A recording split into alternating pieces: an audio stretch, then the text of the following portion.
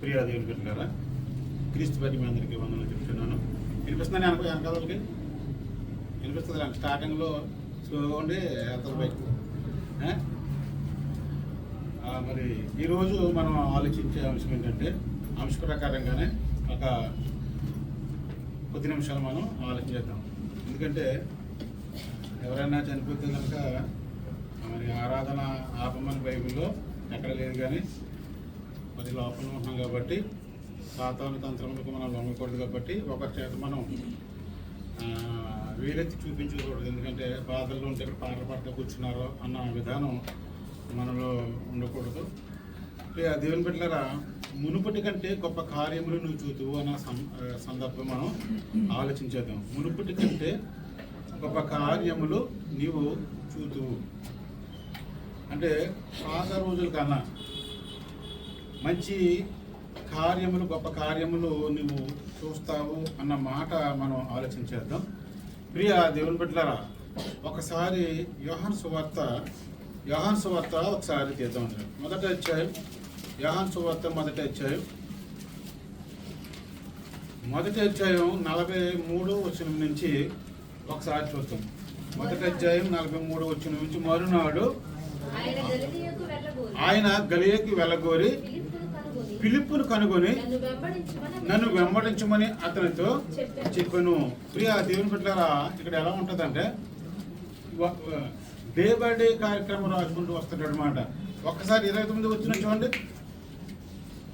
29 వచ్చిన, మరునాడు యోహాను యేసు తన యొద్దకు రాగా, మరునాడు అన్నట్టు చెప్పాడు కదా. అంటే పై సందర్భం జరిగింది ఆ రోజు కాకుండా నెక్స్ట్ డే రాశాడు. మళ్ళీ 30 వచ్చిన మరునాడు అంటే మరునాడు అంటే ఈ రోజు ఒకటి జరుగుతుంది, రేపు అలా వరుసగా రాసుకుంటూ వస్తూ మరునాడు అని 43 వచనంలో మొదలు పెట్టాడు.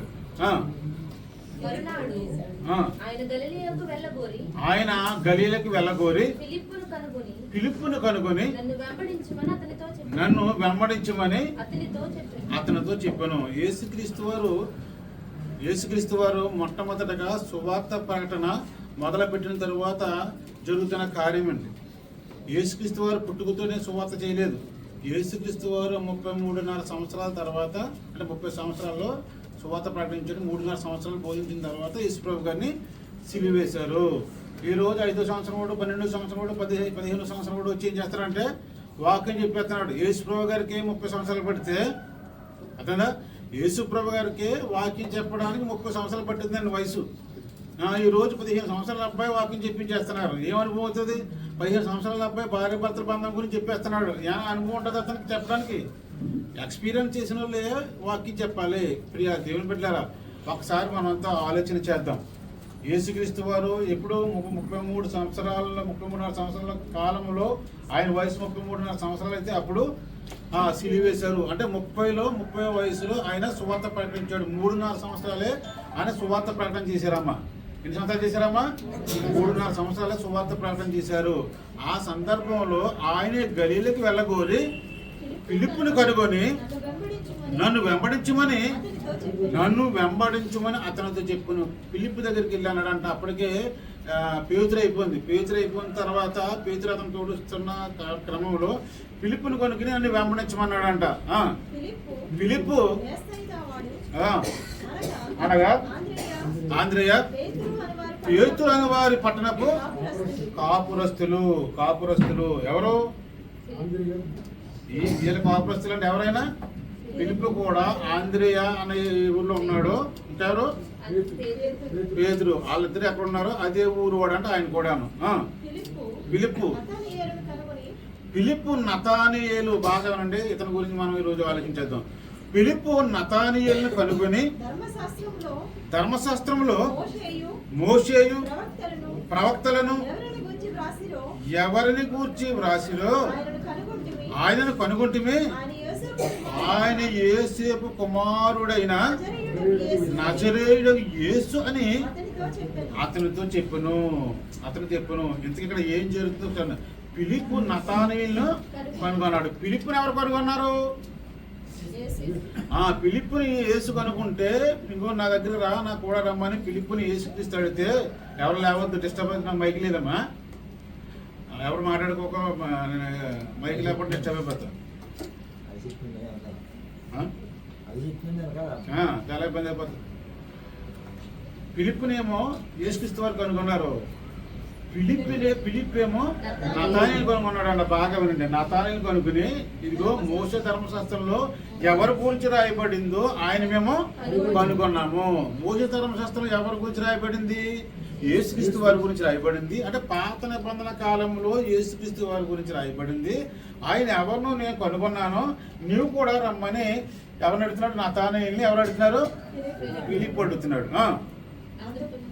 అందుకు నతానీయులు నజరేతులో నుండి మంచిది ఏదైనా రాగలదా అని అతనిని అడుగగా వచ్చి చూడమని ఫిలిప్పు అతనితో అనిను.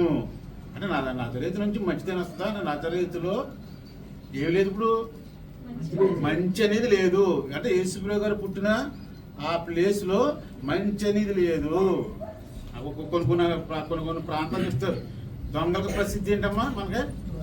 చౌవార్టపురం అంటే ఏంటి? ఎవరుంటారు?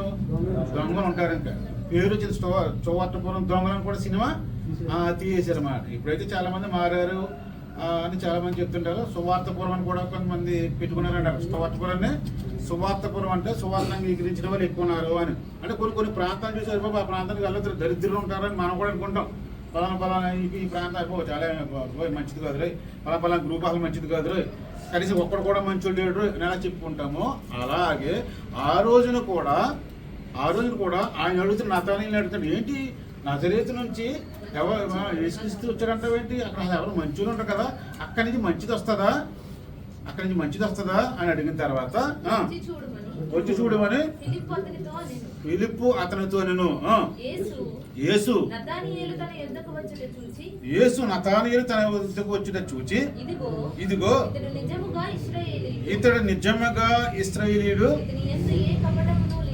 ఇతని యందు ఏ కపటమును లేదని. అదిగో ఇతను నిజంగా ఇశ్రాయేలీయుడు అంటే ఇతను నిజమైన ఇశ్రాయేలీయుడు అన్నాడు అన్నమాట. నిజంగా ఇశ్రాయేలీయుడు అంటే నిజంగానే ఇశ్రాయేలీయుడు ఉంటాడండి. అంటే నిజంగా ఇశ్రాయేలీయుడు అంటే అతను ఏమన్నాడంటే ఆల్రెడీ అతను ఏం పరిశీలిస్తున్నాడు? వాక్యాన్ని పరిశీలిస్తున్నాడు. కాబట్టి ఇతను వచ్చి అన్నాడు, నువ్వు వాక్యం చదువుతున్నావు, వాక్యాన్ని పరిశీలిస్తున్నావు, ఇదిగో మోషే ఎవరి గురించి రాశాడో ఆ మోషే రాయబడిన ఆ వ్యక్తిని మేము కనుగొన్నాము, నీవు కూడా రారా మా దగ్గరికి అన్న తర్వాత నజరేతుడు అతను వస్తాడా అన్న తర్వాత యేసుక్రీస్తు అంటాడు, ఇది నిజమైన స్త్రీలేడు ఇతను ఏ కపటము లేని మనిషి అంట. ఎవరు? నతానీయులు అంట. ఏ కపటము లేని మనిషి అంట. నన్ను నీవు ఎలాగ ఎరుగుదువని. మరి అంతే కదా, ఏ కపటం లేదు, మంచోడను అనుకో. నేను మంచోడన్నాను, నేను మీకు ఎలా తెలిసి అడుగుతాం కదా సాధారణంగాను. మన గురించి ఎవరైనా మాట చెప్తున్నారు అనుకో, అదేంటి నా గురించి మీకు ఎలా తెలుసు, మీరు నాకు గుర్తు రావట్లేదు, మీరు ఎక్కడ పరిచయం అంటాం కదా. అలాగే యేసుక్రీస్తు అంటున్నాడు నతానీయులు, ఇదేంటి ఏ కపటం లేనాడు అన్నావు, నా గురించి నీకు ఎలా తెలుసు అసలు? అంటే అప్పుడు యేసుక్రీస్తు వారు అంటున్నారు, యేసు ఫిలిప్పు నిన్ను పిలవక మునిపే నీవు అంజూరపు చెట్టు క్రింద ఉన్నప్పుడే నిన్ను చూచితినని అతనితో చెప్పును. అంటే యేసుక్రీస్తు ఎప్పుడు ఐడెంటిఫై చేశాడంటే అతన్ని ఎక్కడో అంజూరపు చెట్టు క్రింద ఉన్నప్పుడే, అంత జనసమూహం ఉన్నప్పటికీ కూడా యేసుక్రీస్తు జనాల దగ్గర జనాలు ఉండేవారు కదా, చాలా జన సమూహం ఉన్నప్పటికీ కూడా ఎక్కడో ఒక చెట్టు కింద కూర్చున్నామని ముందే చూశాడంట యేసుక్రీస్తు వారు. మనం అంటే పట్టించుకుంటారు లేదు, దేవుడు ఇలా పెద్దలు ఇలా వాక్యం బోధిస్తున్నారు, ఇలా సంఘ పెద్దలు ఇలా ఇది అలాది మనల్ని ఎక్కడ పట్టించుకుంటాడు లేదా అనుకుంటాం మనం, అవును కదా. కానీ ఇక్కడ జరుగుతున్న సందర్భం చూడండి, యేసుక్రీస్తు వారు ఇక్కడ ఎంతమంది ఉన్నప్పటికీ కూడా ఎక్కడో ఒక చెట్టు క్రింద, అంటే ఏ కపటం లేకుండా ఒక మంచి వ్యక్తి కూర్చోవటం, అతని తత్వం ఏంటో, అతని మనస్సు ఏంటో అంత గ్రహించి, ఇదిగో నువ్వు ఎక్కడికి వచ్చావని నీతో మాట్లాడతలేదురా, నువ్వు అక్కడ చెట్టు కింద కూర్చున్నప్పుడే ఇది నిన్ను చూచితినని అతనితో చెప్పను. నతానీయులు బోధకుడా నీవు దేవుని కుమారుడవు, ఇశ్రాయేలు రాజు అని ఆయనకు ఉత్తరం ఇచ్చాను వెంటనే. ఎందుకంటే నేను ఏంటి, నా మనసు ఏంటి అంతా నువ్వు చెప్పేస్తున్నావు. నేను నిజంగా నమ్ముతున్నాను, దేవుని కుమారుడు నువ్వు, దేవుడు పంపించిన బిడ్డవు నువ్వు దేవుని కుమారుడు అని నిజంగానే నమ్మేస్తున్నాను, అందులో డౌట్ ఏం లేదు, నిజంగా నమ్ముతున్నాను అన్న తర్వాత అప్పుడు అంటాడు యేసుక్రీస్తు వారు, అందుకు యేసు ఆ అంజూరపు చెట్టు క్రింద నిన్ను చూచితనని నేను చెప్పినందువల్ల నువ్వు నమ్ముచున్నావా? నువ్వు ఎలా నమ్ముతున్నావు? ఇదిగో నేను అంజూరపు చెట్టు చూచానని ఆ కారణం చేత ఆయన దేవుని కుమారుడు నమ్ముచున్నావా?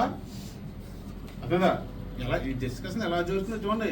యేసుక్రీస్తు వారికి ఒక వ్యక్తికి, యేసుక్రీస్తు అని చిన్న వ్యక్తి, లోకాన్ని కలిగించిన వాడు యేసుక్రీస్తమ్మ తెలుసా? సృష్టించేసిన వాడు ఎవరు? ఆ ప్లాన్ అంతా ఎవరిది? ప్లాన్ అంతా దేవుడి. సృష్టించేసినట్టు యేసుక్రీస్తు బాగా బాగా గ్రహించారు, చాలా మంది తెలియదు. అయితే ఆదాము తన స్వహస్తాలతో చేశాడు, ఆదాముని తన స్వహస్తాలతో చేశాడు దేవుడు. ఆ దేవుడు ఉదయం అది కలగా కలిగింది, ఇది కలగా కలిగింది అని చదువుతాం కదా. దేవుడు అన్న మాట ఉపయోగించడం చాలా మంది ఏమంటారంటే అదే మొత్తం ఒక యెహోవా చేశాడు, యేసుక్రీస్తు సంబంధం లేదనుకుంటారు. ప్లాన్ అంతా దేవుడిది, వర్క్ అంతా యేసుక్రీస్తు వారిది. మొట్టమొదటి నుంచి కూడా యేసుక్రీస్తు వారి మొత్తం ప్రధాన శిల్పి అన్నాడు. ఏమి పుట్టక ముందు నేను అక్కడ ఉన్నాడు, కలిగినది ఆయన లేకుండా కలిగి ఆయన ద్వారా సమస్తం కలిగింది అన్నాడు. ఈ వచ్చిన గుర్తు రావాలి మనకి ఎప్పుడు కూడా. చాలా మందికి సరిగ్గా బైబిల్ అర్థం కాదండి, చాలా మందికి అర్థం కాదు. ఒక చిన్న ఎగ్జాంపుల్ కదా బైబిల్లో మాట చెప్తాను. యేసుక్రీస్తు వారు చనిపోరు కదా. ఏ రోజు చనిపోరు? శుక్రవారం చనిపోరు. తెలివేశారు శుక్రవారం 9 గంటల ప్రాంతంలో ఆయన చనిపోడు. చనిపోయిన తర్వాత అరియమత యేసుబ నాకు ఆయన ఎక్కడికి వెళ్తాడు? పిలాతు దగ్గరికి వెళ్తాడు. ఇదిగో ఆయన చనిపోడు కదా, చాలా ఉన్నవాడు అంట, చాలా డబ్బు ఉన్నవాడు అంట. బాగా వినండి, మీరు కోణంలో ఇప్పుడు బైబిల్లో చదువుకుంటారు. చాలా డబ్బు ఉన్నవాడు అంట. ఎవరు? అరియమత యేసపు. అది వెళ్ళిన తర్వాత అన్నాడా, అగో నాకు ఆ డెడ్ బాడీ నాకు కావాలి. ఎవరి డెడ్ బాడీ? యేసుక్రీస్తు డెడ్ బాడీ నాకు కావాలి అంటాడు. నీకెందుకు రా అని అడిగితే నాకు కావాలి, ఆయన చాలా గొప్పవాడు, దేవుని కుమారుడు, ఆయన నేను సమాధి చేస్తానని తీసుకెళ్ళి ఆ డెడ్ బాడీ నాకు కావాలి అని అంటాడు. పని ప్రక్కన ఉన్న వాళ్ళు ఏమంటారు? వద్దు ఇవ్వద్దు, ఆయనకి ఇవ్వటువంటి ఆయన డెడ్ బాడీ ఆయనకి ఇవ్వద్దు. ఏదో ప్లాన్ మీద వచ్చాడంటే ఆ పని పిల్లత అంటాడు. కొంచెం డిస్కస్ జరిగిన తర్వాత సరే చనిపోయాడు లేదు మీరు వెళ్ళి చెక్ చేయడం తర్వాత చనిపోయాడు. ఎవరో యేసుక్రీస్తు చాలా స్పీడ్గా చనిపోయాడు యేసుప్రభు గారు. పక్కన దొంగలకు చావలేదు కానీ యేసుక్రీస్తు చనిపోరు అని చెప్పిన తర్వాత ఆ దొంగలు ఇంకా ఉన్నారంటే ఇంకా కొంచెం ఊపిరి చూపు ఎత్తుకున్నారా బాబా, వాళ్ళు ఇంకా చనిపోలేదంటే వాళ్ళు ఏం చేయమంటాడు? వాళ్ళు ఏం చేయమంటారు? ఎలా చచ్చిపోరు? వాళ్ళు సిలిమ చచ్చిపోలేదు, వాళ్ళ సిలిమ మీద కొంచెం బాధపడ్డారు కానీ తీసుకొచ్చి కింద దింపి కాలు చేతులు ఇరిచేసారంట. ఇరిసేసి చంపేశారంటండి ఆ దొంగలు. నేను ఇరిచి చంపేశారు. రేష్మ గారు అక్కడే చనిపోతే వాళ్ళు చావకపోతే ఇరిచేసి చంపేశారు. చంపేసిన తర్వాత వాళ్ళు మామూలుగా ఆ సమాధి చేశారు. యేసుక్రీస్తు వారు మాత్రం డెడ్ బాడీ ఈయన తీసుకున్నాడు. ఎవరు? యేసు అన్నప్పుడు తీసుకున్నాడు. బాగా బహుధనవంతుడు తీసుకుని అతను ఎక్కడ సమాధి చేయాలనుకున్నాడంటే తాను చచ్చిపోయిన తర్వాత ఎక్కడైతే సమాధి చేస్తారో అంటే మనకులాగా ఈ ప్లేస్లో అనుకోండి. ఆ కాలంలో ఏంటంటే ఇలాగ కొండనే ఇలా తోటం, ఇలా కొండని గుహలతో ఉంచుకోవడం, అందులో బాడీని పెట్టాడు, అతను అడ్బండి పెట్టేయడం, అది సమాధి అన్నమాట. ప్రతి ఇంట్లో వాళ్ళు 4 కుటుంబం అనుకోండి, ముందే ఏం చేస్తారంటే 4 తయారు చేసుకుంటారు అనమాట. చనిపోయిన తర్వాత ఇదేమో ఈయన, ఇది ఈయన, ఈ బిడ్డ ఈయన అని ఆ ముందు అక్కడ పేర్లు పెట్టేసుకుంటారంట. ఆ ప్రకారంగా సమాధి చేస్తారు. తన కోసం ఒక రాతి ఆ గుహ మరి తొలిపించుకున్న తర్వాత అందులో నేను కాదు, నా క్రీస్తు ఉండాలి, నన్ను రక్షించిన వాడు లోకారక్షకుడు అందులో పెట్టి సమాధి చేయాలని యేసుక్రీస్తు వారిని తీసుకెళ్ళి సమాధి చేయాలి అనుకుంటారు. ఇప్పుడు ఈయన కూడా తిరిగిన వారు ఉన్నారు కదా, యేసుక్రీస్తు కూడా తిరిగారు, యేసుక్రీస్తు పెట్టిన తిన్నారు, అద్భుత కార్యాలు చేసిన వాళ్ళు, ఇవన్నీ చూసిన వాళ్ళు, శిష్యులు కూడా ఉన్నారు కదా. ఆ రోజున శిష్యులు ఎవరు కూడా లేకుండా పారిపోయిన యేసుక్రీస్తు వాళ్ళు తెలివేస్తుంటే ఒక్కడు కూడా అక్కడ లేడు. ఎక్కడో కొండల చోటుకి వెళ్ళిపోయి మమ్మల్ని కూడా చంపేస్తారు ఏమో అని దూరం నుంచి ఇలా చూస్తున్నారంట. ఎవరు? ఆ శిష్యులందరూ కూడా దూరం అలా లేరు, ఆ ప్లేసులు లేరు. అప్పుడు యేసుప్రభు గారు చనిపోరు. చనిపోయిన తర్వాత ఆయన ఏ ఇన్ఫర్మేషన్ అన్నారంటే, శిష్యులందరూ కూడా ఏ ఇన్ఫర్మేషన్ అన్నారంటే, యేసుక్రీస్తు వారి యొక్క డెడ్ బాడీ యేసు పని అతను తీసుకువెళ్ళాడంట అని ఇన్ఫర్మేషన్ అన్నారు. ఇన్ఫర్మేషన్ అది తెలుసుకున్నప్పటికీ కూడా వెళ్ళలేదు, అక్కడికి వెళ్ళలేదు. మరి ఈయన డెడ్ బాడీని దింపేసిన తర్వాత ఈ డెడ్ బాడీని తీసుకువెళ్ళి బట్ట అది చుట్టి సుగంధ ద్రవ్యాలు దానికి సంబంధించిన మనం వేస్తాం కదా, సెంటు అవన్నీ పూచి తీసుకెళ్ళి సమాధి చేశాడు. ఎవరు కూడా ఇశ్రాయేలు ఎవరు కూడా లేరు అక్కడ, నాన్న వాళ్ళు ఎవరు కూడా అక్కడికి రాలేదు. అప్పుడు నెక్స్ట్ డే శుక్రవారం అయిపోయింది కదా, శుక్రవారం అలా చేశాడు. వీళ్ళు ఏం చేశారంటే స్త్రీలు ఇశ్రాయేల్లో కొంతమంది ఏం చేశారంటే శనివారం అయిపోయిన తర్వాత ఆదివారం వెళ్ళి ఈ సుగంధ ద్రవ్యాలు, అప్పుడు ఇంకా బాడీ మామూలుగా ఉంటుందా చెప్పండి, అసలు 3 రోజులు ఎలా ఉంటుంది బాడీ, ఆ బాడీకి పోద్దామని స్త్రీలు సుగంధ ద్రవ్యాలు తీసుకుని వెళ్తారండి. చాలామంది ఏమనుకుంటారండి, యేసుప్రభు గారు సమాధి చనిపోయిన తర్వాత బ్లడ్ బాడీ తిట్టి ఆ స్త్రీలంతా సుగంధ ద్రవ్యాలు వేసి సమాధి అన్ని బట్ట చుట్టి తీసుకెళ్లి సమాధిలో పెట్టారు అనుకుంటారు. అసలు ఎవ్వరు కూడా లేరు. ఆ కోణంలో సరి బైబిల్ చదవండి, ఎవ్వరు లేరు అసలు. ఆయన ఒక్కడే ఆ శవాన్ని తీసుకెళ్ళి అక్కడ సమాధి చేసిన తర్వాత ఆదివారం వెళ్ళి సమాధి దగ్గర కూర్చున్నారు. ఎవరు? ఈ స్త్రీలు. అప్పుడు కూడా మగవాళ్ళు ఎవరు లేరండి అసలు. స్త్రీల పాత్ర చాలా గొప్పది బైబిల్లో. స్త్రీల యొక్క పాత్ర చాలా గొప్పది. ఏ మగవాళ్ళు లేడు, స్త్రీలు వెళ్ళారు. మార్నింగ్ కూర్చున్న తర్వాత ఆ సమాధి రావడం ఏమైంది, తెరవబడి ఉన్నది. ఏంటని జస్ట్ ఇలా చూసాక కనిపించింది, అప్పుడు ఏం కనిపించలేదు. అయ్యో ఏంటి, ఎవరు ఎత్తిపోరు, ఎవరైనా తీసిపోరా ఏంటని అలా చాలా ఏడుస్తున్నారు అన్నమాట. అప్పుడు దేవతలు వచ్చి ఇంకా మీరు ఎత్తుకుతున్నవాడు లేచి ఉన్నాడు అని, తర్వాత లేచి ఉన్నవాడు ఎక్కడున్నాడు, అక్కడే నిలబడి ఉన్నాడు. ఎలా నిలబడి ఉన్నాడంటే తిరిగి నిలబడి ఉన్నాడు, బ్యాక్ ఎలా నిలబడి వేసుకిస్తారు. అప్పుడు బ్యాక్ నిలబడి ఉంటే ఫేస్ కనిపించట్లేదు, బ్యాక్ తిరిగి ఉన్నాడు. అప్పుడు నేను చూసినప్పటికీ వీళ్ళు ఏమనుకున్నారంటే అతన్ని యేసుక్రీస్తు అనుకోకుండా ఏమనుకున్నారు, తోటమాలి అనుకున్నారు. ఫ్రంట్ గా చూడలేదు, అందుకే తోటమాలి అనుకున్నారు. అర్థందా? ఆ తోటమాలి అనుకున్న తర్వాత అతను లేచాడు, ఆయన ఈ యేసుక్రీస్తు గుర్తుపెట్టారు. ఈ స్త్రీలు వెళ్ళి మొత్తం సమాజంలో ఇదిగో మేము చూసాం, ఆయన లేచిపోడు 3 దినాలు లేచాడని చెప్పిన ప్రకారంగానే లేచాడని స్త్రీలు వెళ్ళి మొట్టమొదటిగా అందరికీ ప్రకటించారండి. పురుషులు లేరు. తర్వాత అయ్యో లేచాడని వీళ్ళు పెద్ద ఏమేదో ధైర్యంగా వెళ్ళినట్టుగా చెప్పుకున్నారు పురుషులందరూ కూడా. ప్రియ దేవుని పెట్టారా అంటే నేను అనేది ఏంటంటే యేసుక్రీస్తు వారిని నమ్మిన ఇశ్రాయేలీలు కూడా ఆయన నుంచి ఫలాలు పొందిన వారు కూడా ఆ రోజుని ఇదిగో మేము వెళ్ళి ఆ యొక్క శవం తీసుకొచ్చి సమాధి చెయ్యాలనే ధైర్యం కూడా ఎవరికి లేదు. ఎవరో బహు ధనవంతుడు మామూలు కాదు. యేసుక్రీస్తు ఎంత పేదలకు కనిపించినా, ఎంత పేదవాళ్ళు కడుపుని పుట్టినా, అదా ఎంత వాటర్ పని చేసుకున్నాడంటే లక్షాధికారి కదా, అటువంటి కొనుక్కుంటున్నా నాకు గృహం లేదు, ఆకాశ పక్షులకు ఉన్నాయి, నక్కలకు ఉన్నాయి, కానీ నాకు మాత్రం ఏమీ లేదు అన్న ఓళ్ళు మాత్రం దేవుడు ఏం సెట్ చేయాలంటే లాస్ట్ మాత్రం ధనవంతునే ఉపయోగించుకున్నాడు దేవుడు. ధనవంతుని ఉపయోగించుకుని ఆ ధనవంతుని మాట ఏంటన్నాడు, పెద్ద అధికారులు బౌల మాట మన మాట ఉంటాడండి. ఆ ధనవంతుడు వెళ్ళి ఆయన తోడు మాట్లాడి అతని డబ్బులు మీరు ఎంత ఖర్చు పెట్టాడని మనకి రాయలేదు, అతను తీసుకొచ్చి సమాధి చేశారు. అంటే నా అనుకున్న వాళ్ళు ఎవరు కూడా లేరమ్మా, లేరు.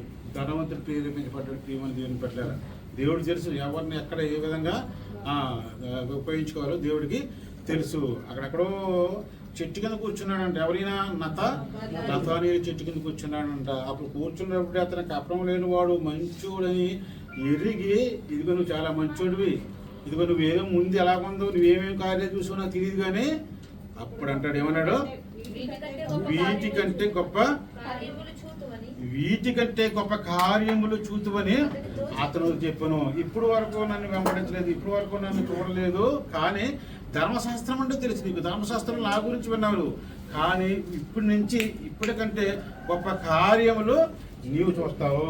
ఇప్పుడు నన్ను వెంబడించు, నన్ను నమ్మితే ఇప్పుడు వరకు నీకు కార్యాలు జరిగినాయి, వీటికంటే గొప్ప కార్యాలు చూస్తావు. అంటే కార్యాలు జరగలేదని కదా, కార్యాలు జరిగినాయి, కానీ వీటికంటే నీవు గొప్ప కార్యాలు చూస్తావు అని యేసుక్రీస్తు డైరెక్ట్గా స్టేట్మెంట్ ఇస్తున్నారు. ప్రియమైన దేవుని బిడ్డ, మీకు అందరికీ తెలుసు. ఒక ఆమె ఒకసారి లోకసువార్త లోకసువార్త 13వ అధ్యాయం ఒకసారి లోకసువార్త 13వ అధ్యాయం 11 వచ్చిన చూద్దాం. లోకసువార్త 13:11 18 ఏళ్ల నుండి 18 అంటే 18 అదే అందుకే బలహీనపరచు దెయ్యము 18 ఏళ్ల నుండి బలహీనపరచు దెయ్యము పట్టిన ఒక స్త్రీ. దెయ్యము అంటే ఏం రాశాడండి అక్కడ? ఆత్మ రాశాడా? అది ఆత్మని ఏ ఆత్మ? ఏ ఆత్మది? దురాత్మ. బాగా గుర్తుపెట్టుకోండి, దురాత్మ అంటే ఒకప్పుడు దేవుని దగ్గర పరిచయం చేసిన దేవుని దూతలు ఇవన్నీ కూడాను ఎప్పుడైతే పాపం చేసాయో ఈ దురాత్మలుగా మారినాయి. అందువల్ల దెయ్యము అన్న ఆత్మ అన్న ఒక్కటే. అర్థమైందా మీకు? దెయ్యం అంటే ఎవరో చనిపోతే దెయ్యం అవుతాడు అనుకుని పొరపాటు పడి తిరిగి అదేం లేదు. చనిపోతే దెయ్యం అవ్వడం మనిషి. ఒకప్పుడు దేవదూతలు పాపం చేసినప్పుడు వాళ్ళందరినీ గెట్టేస్తే వాళ్ళు దెయ్యాలుగా అంటే దురాత్మలుగా మన మధ్యనే తిరుగుతున్నాయి. ఆ ఆత్మ ఏం చేసింది? ఒక స్త్రీలోకి వచ్చి ఏం చేసింది? బలహీన పరిచిందంట. ఆమె నడుము వంగిపోయి ఎంత మాత్రము చక్కగా నిలబడలేకుండా నడుము పోటు రంగనద్దన నడువులో వచ్చిందంట బాధ. నడుము ఇలా ఉంగిపోయిందంట, పాపం ఎన్ని సంవత్సరాల నుంచి బాధపడుతుంది ఆవిడ? 18 సంవత్సరాల నడుము నొప్పితో బాధపడుతుందా? మనకు కొన్నంత బ్యాక్ పెయిన్ వచ్చిందంటే ఒక గంట మనం ఉండలేకపోతాం, అంతే కదా? ఏదైనా చిట్టుకు మనదనుకోండి ఎంత ఇబ్బంది పడిపోతాము. ఏ డాక్టర్కి వెళ్ళిపోతుంటాం. కానీ 18 సంవత్సరాల నుంచి బాధపడుతుందంట. దురాత్మ చేత బాధపడుతుంది అంటే ఒకసారి ఆలోచించండి. 1 సంవత్సరం 2 సంవత్సరాలు 18 సంవత్సరాల నుంచి బాధపడుతుందంట. ఆమె ఏం చేసింది? చక్కగా నిలబడలేదంట. యేసు ఆమెను చూచి రమ్మని పిలిచాడంట. అమ్మా, నీ బలహీనత నుండి విడుదల పొంది ఉన్నావని ఆమెతో చెప్పి నీ బలహీనతని విడుదల పొందేసామన్నాడు. మామూలు చెప్పినాడు. మనకలాంటి మనిషి ఏంటి ఆయన? నేను తెలియనుడు అంటే వేసుకిస్తారు. ఇదిగో నీ బలహీనత నుండి నువ్వు విడుదల వచ్చేసింది నీకు అన్నాడు. ఆమెతో చెప్పి ఆమె మీద చేతులుంచగానే ఆమె చక్కగా నిలబడి దేవుని మహిమపరిచెను. యేసు విశ్రాంతి దినమున స్వస్థపరచినందున ఆ సమాజ మందిరపు అధికారి కోపంతో మండిపడి జన సమూహమును చూచి పని చేయదగిన 6 దినములు గలవు కనుక ఆ దినముల్లోనే వచ్చి స్వస్థత పొందిడి విశ్రాంతి దినమందు రావద్దని చెప్పారు. అదిగో అంటే ఏంటి ఇక్కడ? అతని ఉద్దేశం ఏంటి? స్వస్థత కలిగినందుకో బాధ. మేము చేయలేని పని ఇసుకిస్తూ చేశాడనేది ఒక బాధ. మళ్ళీ ఏమన్నాడు? నువ్వు విశ్రాంతి దినం రోజున ఈ కార్యం చేయడం ఏంటి? విశ్రాంతి దినం గురించి స్వస్థత ఎందుకంటే ఇక్కడ 2 కోణాలు ఆలోచించాలి. విశ్రాంతి దినం ఒకటైతే ఆ రోజున జన సమూహం ఉన్నారు చాలా మంది. సమాజ మందిరంలో జరుగుతుంది. ఒకసారి పైన చూడండి, ఆ పేరా ఫస్ట్ వచ్చిన విశ్రాంతి దినమున ఇదంతా చర్చిలో జరుగుతుంది అన్నమాట. మరి చర్చిలో ఏం చేశాడు? కార్యం చేశాడు. చర్చిలో కార్యం చేస్తే ఎవరికి ఇబ్బంది? ఇప్పుడు నేను ప్రసంగం చేస్తున్నాను. ఒక ఆయన బయట నుంచి వచ్చి వీళ్ళందరినీ అమ్మ కాళ్ళు పళ్ళు బాలు అన్నీ స్వస్థపరుస్తున్నాను అని ఇలా అనేటప్పుడు స్వస్థ జరుగుతుంది అనుకో, నాకు కొంచెం ఏమనిపిస్తుంది? బాధ అనిపిస్తుందా లేదా? అనిపిస్తుందండి. అదే జరిగింది. మామూలు రోజులు ఉన్నాయి కదా, ఆ మామూలు రోజుల్లో మీరు వెళ్ళండి, ఎవడున్నాడు కదా. మరి ఇప్పుడు సోదరు ఎవడుంటాడు, మంగళవారం ఎవరు ఉంటారు కదా. ఆ రోజుల్లో మీరు స్వస్థత చేయాలి. కానీ ఇదిగో ఇంత జనసమూహం ఉండగా ఎందుకు చేసామంటే వాళ్ళకి ఎంటర్గా లోపల ఏం జరుగుతుందో మీకు అర్థమైపోతుంది. విశ్రాంతి దినం అనేది ఒక కోణం అయితే, 2వ కోణం అంటే మేము చేయలేని కార్యాలు యేసుక్రీస్తు వచ్చి చేశారు. ప్రియ దేవుని పెట్టారా? అలా జరుగుతున్న సమయంలో ఒక్కసారి 16 రోజుల నుంచి చూద్దాం. ఇదిగో 18 ఏళ్ల నుండి సాతాను బంధించిన అబ్రహాము కుమార్తె అయిన ఈమెను విశ్రాంతి దినమందు ఈ కట్లను విడిపింపబడినది కదా అని అతనితో చెప్పాను. ఆయన ఈ మాటలు చెప్పినప్పుడు ఆయన ఎదిరించిన వారందరూ సిగ్గుపడి ఏంట్రా విశ్రాంతి అంట కూర్చుంటారని మీరు ఏంటి విశ్రాంతి అంటారు మీరు? ఇదిగో 18 సంవత్సరాల నుంచి ఇప్పుడు బాధపడుతున్న ఎవరు పట్టించుకోలేదు. మీరు 18 సంవత్సరాల నుంచి బాధపడుతుందంటండి. 18 సంవత్సరాల నుంచి బాధపడుతున్నా ఇక్కడ అంటున్నాడు ఇదిగో 18 సంవత్సరాల యాన నుండి సాతాను బంధించిన అబ్రహాము కుమార్తెన ఈమెను. అబ్రహాం కుమార్తె అంటే ఏంటి? ఇప్పుడు అబ్రహాంకి ఈ కాలానికి సంబంధం ఉందా? అబ్రహాం కాలానికి ఇప్పుడు ఈ యేసుప్రభు గారి కాలానికి సంబంధం ఉందా? అంటే 1000 సంవత్సరాలు అయిపోయింది కదా. మరి అబ్రహాం కుమార్తె అన్నాడంటే అబ్రహాం కుమారులు ఎలాగవుతాం మనం? విశ్వాసం బట్టి అబ్రహాంకున్న విశ్వాసం అంటే అబ్రహాం 90 సంవత్సరాలు అయినప్పటికీ బిడ్డలు లేనప్పటికీ దేవుడు ఇస్తాడనే విశ్వాసం ఉంది. 18 సంవత్సరాలు వెయిట్ చేసినప్పటికీ దేవుడు నన్ను స్వస్థపరుస్తాడు అనే విశ్వాసం ఉంది. ఈ రోజు మనకి ఎలాగంటే ఈ వేళ చచ్చుకొచ్చే తిరిగి కార్యం జరిగిపోవాలి. వారం కూడా ఆగలేం. మళ్ళీ ఈ ఆదివారం ప్రార్థన చేసామనుకో, 2వ ఆదివారం కుదరదు. మళ్ళీ 2వ ఆదివారం అదే జబ్బుతో ఉండి చర్చకి రావాలంటే గత వారం పాస్టర్ గారు చేశాను, గత వారం సన్నిధిలోకి వచ్చినానండి, నాకేం జరిగింది అంటారు. మరి ఇక్కడ సంవత్సరం 2 సంవత్సరాల 18 సంవత్సరాల నుంచి అబ్రహాం కుమార్తె అని ఎందుకన్నాడంటే విశ్వాసురాలు ఇవిడ. 18 సంవత్సరాలు విశ్వాసురాలకి 18 సంవత్సరాల నుంచి ఈ బాధపడుతుంది, నడుము నొప్పితో బాధపడుతుంది. అయినా సరే దేవుని విడిచిపెట్టలేదండి. దేవుని విడిచిపెట్టలేదు. బాగా వినాలి. 18 సంవత్సరాలు బాధపడుతున్నా దేవుని విడిచిపెట్టలేదు దేవుడా. ఎంత విశ్వాసమో చూడండి. అసలు యేసుప్రభు గారు చేయటం ఇస్తున్నారు. నువ్వు అబ్రహాం కుమార్తెవు, నువ్వు అబ్రహాం కుమార్తెవి. కానీ 18 సంవత్సరాల నుంచి బాధపడుతుంది. ఏ దరిద్రుడు బాగు చేయలేదు, అక్కడ ఏంటనే ఎవరు పట్టించుకోలేదు. కానీ యేసుక్రీస్తు స్వస్థపరిస్తే మాత్రం ఇదిగో శనివారం వచ్చింది, శనివారం జరిగిపోయింది, శనివారం జరగకూడదారా, బుద్ధి లేదు మీకు అని కొన్ని మాటలు గద్దిస్తే సిగ్గుపడ్డారంట. అందరూ కూడా ఏమైంది అక్కడ? సిగ్గుపడ్డారంట. అయితే జనసమూహం అంతయు ఆయన చేసిన ఘనకార్యములన్నిటిని చూసి అది జనాలకు ఇష్టమే. ఎవరికి బాధ అవుతుంది? కొంతమంది ఉంటారన్నమాట, శాస్త్రులు పరిచయాలు నాయకులు చూసి వాళ్ళకి బాధ అయిపోద్ది మాట. పాస్టర్ గారు ఎవరికైనా చేస్తే ఈ బ్యాచ్ ఉంటారు, ఆ బ్యాచ్ మాత్రం తట్టుకోలేరు. ఎవరికైనా కార్యం ఏదైనా చేసామని వెళ్ళి ప్రార్థన చేసామో లేదో మనకి ఏదో కొంచెం సహాయం చేసామనుకో బ్యాచ్ పట్టే చాలా ఇబ్బంది అయిపోద్ది. మిగతా వాళ్ళు ఉంటారు విశ్వాసాలు అందరూ మంచి కార్యం చేస్తున్నారంటే చర్చ ద్వారాను అనుకుంటాం. కానీ కొంతమంది మాత్రం తట్టుకులేని పరిస్థితి వస్తుంది. ఈ రోజు కార్యక్రమాలు కాదు, ఈ రోజు మనస్తత్వాలు కాదు, ఎప్పుడో క్రీస్తు సమయంలో లేదు, క్రీస్తుకు పూర్వం కూడా ఇటువంటి వ్యక్తులు ఉన్నారు. ప్రియమైన దేవుని పిల్లారా, ఇటువంటి వ్యక్తులు ఉన్నారు. గొప్పగా యేసుక్రీస్తులో నమ్మి ఇదిగో నువ్వు నన్ను స్వస్థపడతావు, నీ వల్ల నాకు స్వస్థత కలుగుతుందని అంతకాలం ఉంది. ఆ రోజుని సెట్ అయిపోయింది ఆవిడకి. ఏదో కొంచెం దేవుడు అంటే విశ్వాసం కలిగి ఉన్నాడు. ఆయన ఎవరు? నతనేలు కొంచెం విశ్వాసం కలిగి ఉన్నాడు. కానీ కొన్ని కార్యాలు అనేది అద్భుతాలు జరిగినాయి. కానీ అంతకన్నా అంటే కొన్ని అద్భుతాలు జరిగేవాడికి ఏమో అంతకన్నా గొప్ప, అసలు ఏ వెళ్ళినాడికేమో అద్భుత కార్యాలు. దేవుళ్ళకి వస్తే ఖచ్చితంగా బెనిఫిటే తప్పండి. దేవుళ్ళకి వస్తే ఉపయోగమే తప్ప ఒకవేళ భూమి మీద ఏమి లేకపోయినా ఏం ఉపయోగం? మనకి పరలోకం అనేది మనకున్నది. ఇక భూమి మీద ఏమి లేకపోయినప్పటికీ కూడా చచ్చిపోతే పరలోకం ఉన్నది. ఏదైనా ఉపయోగం కాదని తప్ప నష్టం అనేది క్రీస్తు నమ్ముకున్న వారికి, దేవుని నమ్ముకున్న వారికి ఏ నష్టమో ఎప్పటికీ కలగదని ప్రియమని దేవుని పడ్డారు. ఒకసారి చూద్దాం. మార్కు సువార్త 10:46. మార్కు సువార్త 10:46 ఒకసారి చూద్దాం. మార్కు సువార్త 10:46 తీయండి ఒకసారి. వారు 10:46 తీసారు. వారు ఎరుకో పట్టణంలోకి వచ్చి ఆయన తన శిష్యులతోనూ ఎరుకో నుండి బయలుదేరి వచ్చుచుండగా తీయమాయి కుమారుడకు బర్తిమయ్యను గుడ్డి భిక్షకుడు త్రోవ పక్కన కూర్చున్నాడంట. ఈయన ఎవరమ్మా? గుడ్డోడంట, అడుక్కున్నాడంట, త్రోవ పక్కన ఉన్నాడంట. యేసుక్రీస్తు వారు ఆ రూట్ వెళ్తున్నారంట. ఈయన నజరేయుడని యేసు అని వాడు విని దావీదు కుమారుడా యేసు నన్ను కరుణింపమని కేకలు వేయ మొదలు పెట్టెను.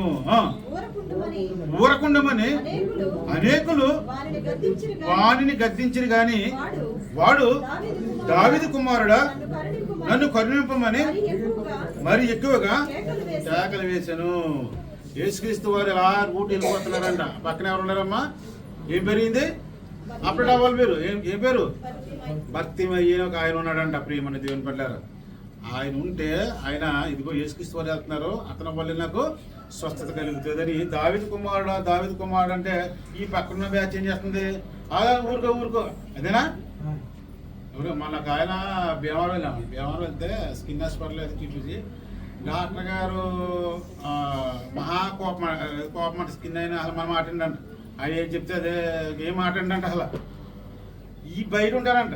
ఆయన అలాగుంటే వీళ్ళు సూపర్ డాక్టర్లు అంటే వీళ్ళు ఎవరు నర్సులు వీళ్ళు ఉంటారు కదా, కాంపౌండర్లు చాలా దూరం అంటే అసలు ఇచ్చేస్తారంట. ఏమంటే ఇలాగంటే అసలు మనం అక్కడక్కడ చూస్తాం కదా హాస్పిటల్కి డాక్టర్ బాగా మాట్లాడితే తక్కువ అట్లా బయట ఉన్న అవుతాడు. అసలు కాంపౌండర్లు ఎలా ఉంటారంటే ఆగవా అది కూర్చొని అతను ఎలా పంపించంటాడు అవసరం అయితే. కొంతమంది బ్యాచ్ ఉంటారు అన్నమాట. ఏసుక్రీస్తు దగ్గర స్వస్థపడుతుంది దావెత్తుకోమాడు ఎవడు కళ్ళు కనిపిస్తాయి. ఈయనకి కళ్ళు కనిపించట్లేదు. మనకలాగా ఈ రంగుల ప్రపంచం చూసి కూడా కాదు, అవునా, తెలియట్లేదు. ఒక గుడ్డువాడు ఎంత బాధపడతాడంటే అసలు అనుకుందాం. మనకి కళ్ళు ఇలా మూసుకుని ఒక గంట ఉండగలమా మనం? ఈ ప్రపంచం చూడకుండా ఉండగలమా? అసలు అతనికి తెలిసింది కదా ప్రపంచం ఉంది, మనుషులు ఇలా ఉన్నారు, మా అమ్మ ఎలా ఉంది, మా నాన్న ఇది అందరూ ఉన్నారు, వాళ్ళు ఎలా ఉంటారో నాకు తెలియదు. ఎరుపు అనేది ఎలా ఉంటుందో తెలియదు. గ్రీన్ అనేది ఎలా ఉంటుందో, గ్రీన్ అని అంటే ఎలా ఉంటుందో తెలియదు. తెలుపు అంటే ఇలాగ ఉంటుందని తెలియదు. ఇది తెలుపు అనుకుంటాడు, తెలియదు కదా. తెలుపు అంటే ఇలా ఉంటుంది. ఏం తెలుస్తుంది? ఒక ఐడెంటిఫై చేసాం తెలుపు ఎలా ఉంటుందంటే అంతే అర్థమైపోద్ది. అతను తెల్లగా ఉంటాడు అంటే అర్థమైపోద్ది. అతను ఈ కలర్లో ఉంటాడంటే మనకు అర్థమైపోద్ది. కానీ గుడ్డువాడు ఎంత బాధపడతాడండి నిజంగాను. గుడ్డువాడు ఎంత బాధపడతాడో, గుడ్డువాడికి ఎన్ని ఇబ్బందులు. అతను ఏదైనా చేస్తుంటే ఎవరు చూస్తున్నారో కూడా అతనికి తెలీదు. ఎంత కష్టం అసలు. అలాంటి వాడు యేసుక్రీస్తు అతను ఏం రికమెండ్ చేయాలి? అయ్యయ్యా మీరు వెళ్ళిపోతున్నారు కదా, బయట ఎప్పటి నుంచో చూస్తున్నాం, రోడ్డు పక్కన కూర్చొని అడుక్కున్నాడు, ఇతను కనిపించట్లేదు, కళ్ళు కనిపించట్లేదు, రండి అతని మీద మీరు చేతి నుంచి అతనికి స్వస్థత కలగజేయని అని రికమెండ్ చేయవలసిన వీళ్ళు గద్దిస్తున్నారంట. ఏమని గద్దించారమ్మా? ఊరుకుండమని. చూడండి ఎలా రాశాడు, ఊరకుండమని అనేకులు వాణిని గద్ది. ఎవడో ఒకడు కాదు, అంతా ఒకటే బ్యాచ్. అక్కడ అనేకులు గద్దించారంట. గాని వాడు దావీదు కుమారుడా నన్ను కరుణింపమని మరీ ఎక్కువగా కేకలు వేసాను. మరి వినిపించట్లేదు కదా ఆయనకి గట్టిగా. వీళ్ళు ఎంతమంది ఎంత ఆగరానా సరే దావీదు కుమారుడా యేసు అని కేకలు వేశాడంట. అప్పుడు యేసుని నిలిచి వారిని పిలువుడని చెప్పగా వారు ఆ గుడ్డివాణిని పిలిచి ధైర్యం తెచ్చుకుని ఆయన నిన్ను పిలుచున్నాడు లెమ్మని వారితో చెప్పిను. మరి ఆల్రెడీ మరి అంటాడు కదా, అప్పుడు ప్రాపంచాలు కట్టం పెట్టి కానీ ఆయన మరి చూసి వస్తున్నాడు కదా. మరి అప్పుడు కూడా ఇలా అన్నారు, ఏంటి అలాంటి తిడతాడు కదా. మరి ఏం చేస్తున్నారు? ఆగరా బాబు నీ గోల ఆయన అన్నాడు. ఎలా రాశాడు చూడండి, ధైర్యం తెచ్చుకో ఆయన పిలుచున్నాడని లెమ్మని వారితో చెప్పి అంతట వాడు బట్టను పారవేసి దిగ్గులు లేచి యేసునద్దకు వచ్చెను. యేసు నేను నీకేమి చేయకూరుచున్నావని వారిని అడగగా ఆ గుడ్డివాడు బోధకుడా నాకు దృష్టి కలగజేయమని ఆయనతో అనెను. అందుకు యేసు నీవు వెళ్ళుము, నీ విశ్వాసము నిన్ను స్వస్థపరిచినని చెప్పెను.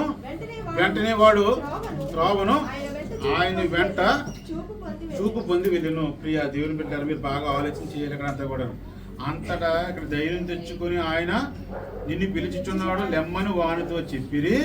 అంతటా వాడు బట్టను పారవేసి దిగ్గున లేచి యేసునద్దకు వచ్చెను. ప్రియ దేవుని బిడ్డలారా, ఇప్పుడు యేసునద్దకు వచ్చిన తర్వాత స్వస్థత కలిగిందా? స్వస్థత జరగలేదా? జరిగింది, అవునా? స్వస్థత జరిగింది. బాగా అండి, ఈ ఎక్స్పీరియన్స్ బాగా వినండి. స్వస్థత జరిగింది. యేసు దగ్గరికి వస్తే స్వస్థత జరిగింది. ఇప్పుడు దావీదు కుమారుడా ఇప్పుడు నన్ను కరుణింపు, దావీదు కుమారుడా కరుణింపు అన్న మాటలు పడిపోయినా ఆ మాటలు పడిపోయాడా? మనం పడిపోతాం. మనం 4 పొగిడేటప్పుడు సాధారణంగాను ఒక రాజకీయ నాయకుని ఇక్కడ పిలిచి మామూలుగాను ఆయగారు ఇలాగ మాకు అది కావాలి ఇది కావాలి ఇటు వల్ల అవుతుంది అలాగా నలుగురు పెట్టేసి మన ముందు ఈయనే పోవడానికి రాను అనుకో, అప్పుడు మైకల్లో వచ్చి తీసేస్తాడు. అది చెప్పిన తర్వాత కాదు నేనేమి ఉన్నట్టాడా వీళ్ళు చేసినవన్నీ కూడా నేను నెరవేర్చేస్తాను. ఎందుకంటే ఏం చేశారు ముందు నెలలు పొగిడారు. మరి దావీదు కుమారుడని కరుణింపు, దావీదు కుమారుడని కరుణింపు అన్న దానికి పడిపోలేదా అమ్మా? ఆయన అలాగన్నందుకు పడిపోడేనా? లేదు, మనం పడిపోతాం. అలా పొగండి అంటే మనం పడిపోతాం. దానికోసం అసలు దావీదు కుమారుడు కరుణించి అన్న దానికి పడిపోలేదు. కానీ ఆయన ఒక పని చేశాడు. ఆయన పని చేసి ఏం చేశాడు? బట్ట అంట ఏమన్నాడు అక్కడ? ఏమంటే చదువు మాట, అంతట వాడు బట్టను పారవేసి దిక్కున లేచి అన్నాడు. బట్టను పారవేసి. ఇప్పుడు రోడ్డు ప్రక్కన అడుక్కుని కూడా ఏం చేస్తాడు? చిన్నది ఎలా వేసుకునేలాగా ఇలాగ ఏముంటాయి కదా, అయ్యో లేకపోతే ఇలా కప్పలు కొడతాను ఉంటాడు. మనం ఏం చేస్తాం? కానుక మనం ఇచ్చి ధర్మం దాని మీద వేస్తాం. దీన్ని పడేయాడంటే ఎదర ఏదైతే అడుక్కోవడానికి వేసుకుని అరుచుకున్నాడు బట్ట అది వెంటనే పడేయాడంట. అంటే ఏంటి విశ్వాసం? ఆయనకి యేసుక్రీస్తు వారు వచ్చారు, యేసుక్రీస్తు వల్ల నాకు స్వస్థత జరుగుతుంది, ఇంకా దీంతో నాకు పని ఉండదు. అంటే ఏంటి ఆ విశ్వాసం? ఒకసారి ఆలోచించండి.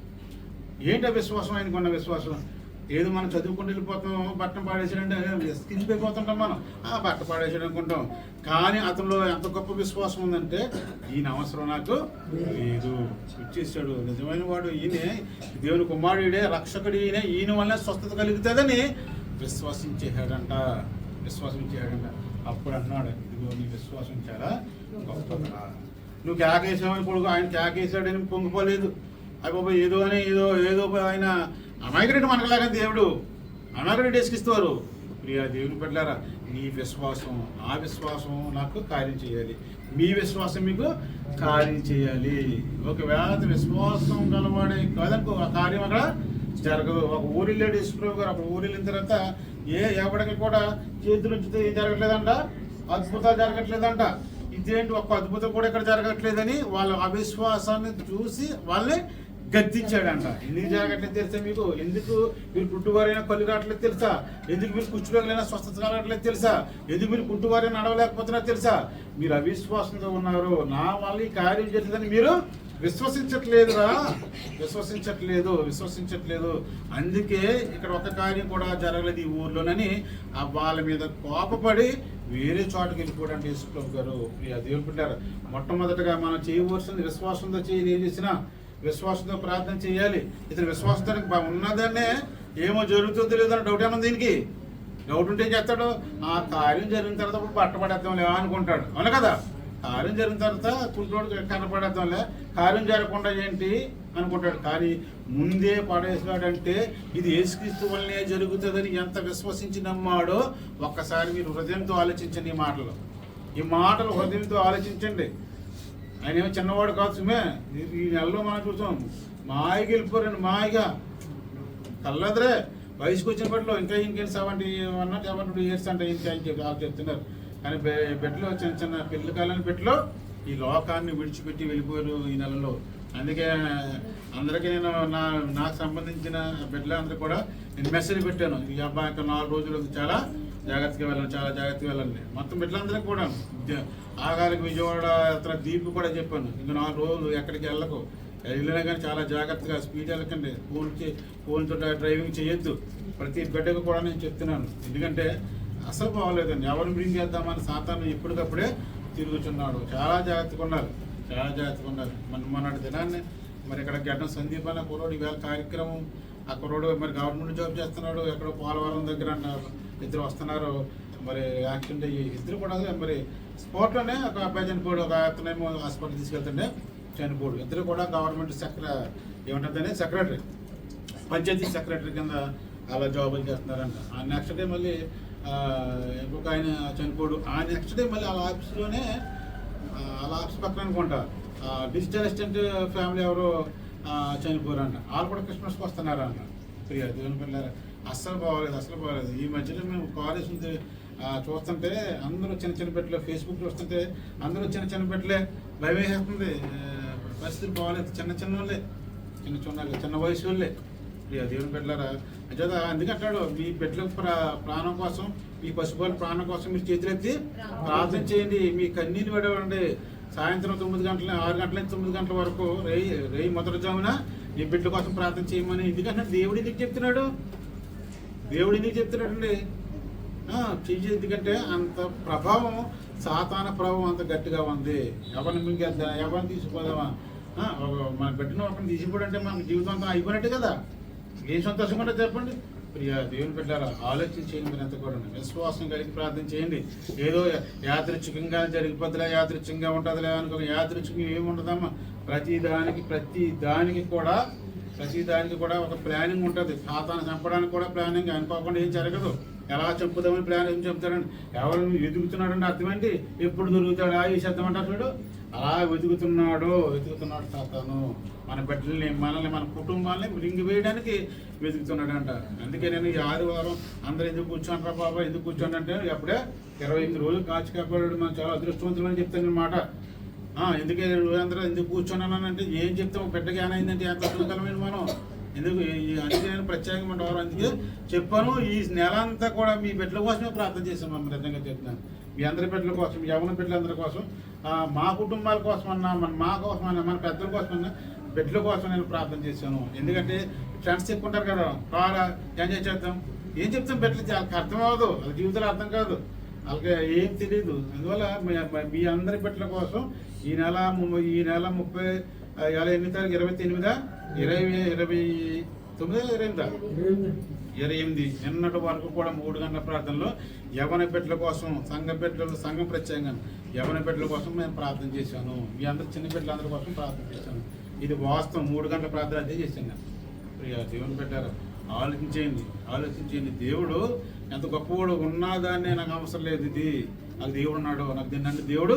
సో ఆ విశ్వాసం మనలో బలపడాలి, అనుభూజ్ఞానం రావాలి. దినదినం అనుభూజ్ఞానంలోకి వచ్చి దేవుడు కనెక్ట్ అవ్వాలి తప్ప ఉండుకొలిదికి ఏమవుతుందని బలహీనపడుతుంటారు. సాధారణంగా క్రైస్తవుడు ఏంటంటే రోజు రోజుకి వెనక్కి వస్తుంటాడండి. అది తప్పు. రోజుకి ఇంకా బలపడాలి, ఇంకా పడాలి. శ్రమ వస్తుందా? ఇంకా ఎదరికి వెళ్ళటమే. అన్ని దేవుడు చూస్తాడు. ప్రేమ దేవుని పడ్డారు. వెంటనే అది బట్ట పాడేసేటప్పటికి ఎంత నమ్మకం ఉండేది దేవుడు అంటేనే. నాకు అవసరంగా ఇలా తీసి అలా పాడేసి వెంటనే నీ విశ్వాసం స్వస్థపరిచింది. నువ్వు నన్ను పొగడేవని కాదు, నువ్వు చచ్చుకొచ్చేస్తున్నావని కాదు. మీకు అర్థమైందా? మీకు చచ్చుకొచ్చేసాను అని ఏం కాదబ్బా. ఆయన చెప్పింది ఏమి అనకుండా ఇష్టం నువ్వు గొంతులేస్తుంటే ఏమీ జరగదు. చచ్చుకొచ్చేసాను, యేసు అన్న దానికి ఏమైనా పడిపోడు. ఆయన అమాయకుడు కాదు.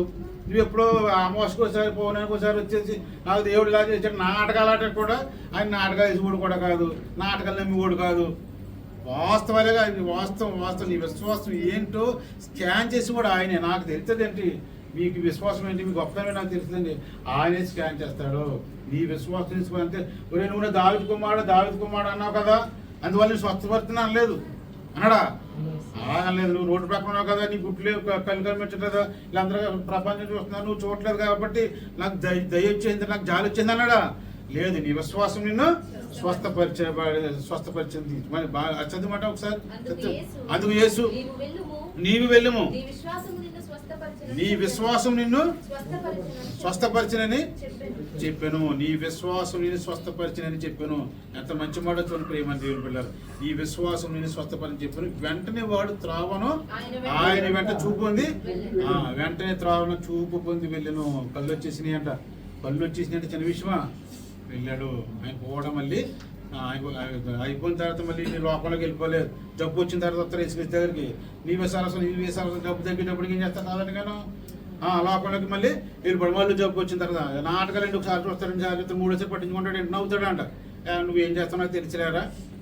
ఇప్పుడు కూడా ఒకరు మన దగ్గరికి వస్తాడు, డబ్బు అవసరం అయినప్పుడు వస్తుంటారు. ఎలా ఉన్నారని ముందు రోజు చేస్తాడు, అది మెసేజ్ పెడతాడు, బాగున్నారండి ఏంటంటే అన్ని అక్కడే పోలేస్తుంది అన్నమాట.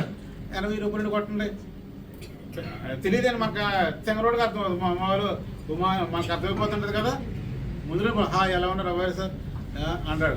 అలా 2 అవసరమైతే 2 రోజులకే అప్పిస్తాడు. 2 రోజుల తర్వాత 1000 రూపాయలు ఉంటే ఫోన్పే చేస్తారా, లేకపోతే 5000 ఉంటారా, అక్కడ ఇప్పించండి, సడన్గా ప్రాబ్లం వచ్చిందంటాడు. అర్థమైందా? కనిపెట్టలేమా? అంటే నిజం అవసరమో ఇంటికి ముందు మెసేజ్ పెట్టాడు.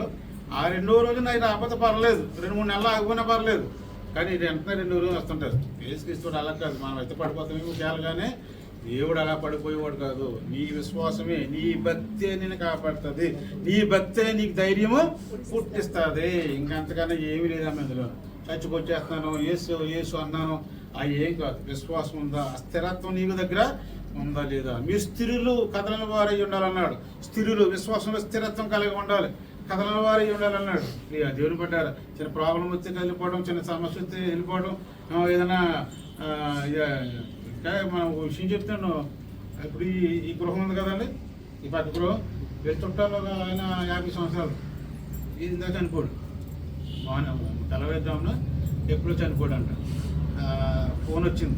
ఫోన్ వస్తే ఎవరది రామరాజు లంక అక్కడ రామరాజు లంక అక్కడ ఆ చర్చిలో అన్నారు పాస్టర్ గారు చనిపోటు పొద్దుట చర్చి మెంబర్ ఏమన్నారంటే దేవుని ఆరాధన ఆపడానికి మాకు హక్కు లేదు.